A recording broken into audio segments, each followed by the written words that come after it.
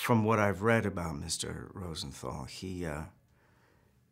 there was never any question in his mind that he would publish the papers, but he had quite a fight on his hands amongst all the other people that were quite concerned about it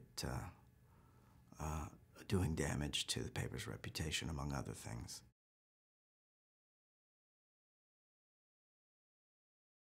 There's a rivalry, a fierce rivalry between, in particular, Ben Bradlee, the editor of the Washington Post, and Abe Rosenthal, who is the managing editor of the New York Times.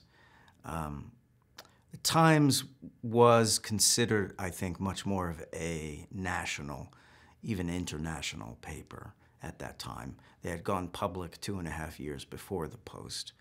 And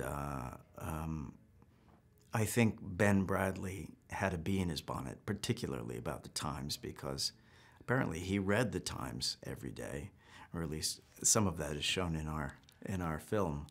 I don't think Abe necessarily felt like the Post was anything more than a little family paper, and they hadn't necessarily, up till that point, proved as such.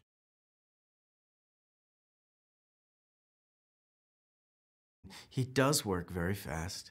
He knows when he gets into the space where he wants the camera to go. It's just a natural instinct for him. He seems to have a sense about, it'll go here, and then we'll do this, and then we'll do this. And the crew is so, I've been working with him, I presume, for such a long time that they just, hit their marks. They get things done. And it's a remarkable thing to watch from the outside and to be welcomed into it. But yes, his enthusiasm for everything he does seems, unquenchable. And that's fantastic when you show up on the set and your leader has so much energy and is so interested in the story.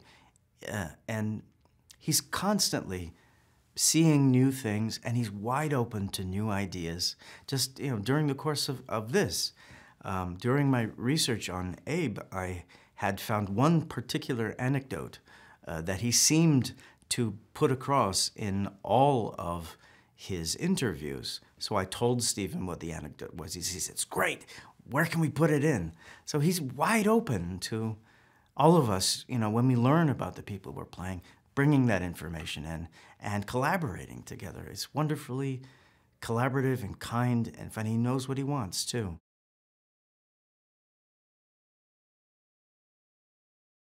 I have little bits with both of them, just moments here and there.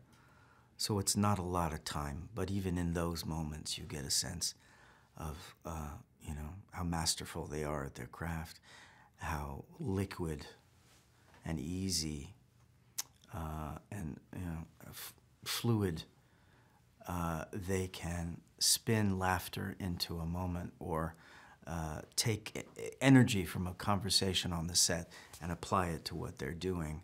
It's just, it's hard to, there are no seams there. They're seamless and generous and fun, and, it's easy to see why we all love them, because they have such wonderful gifts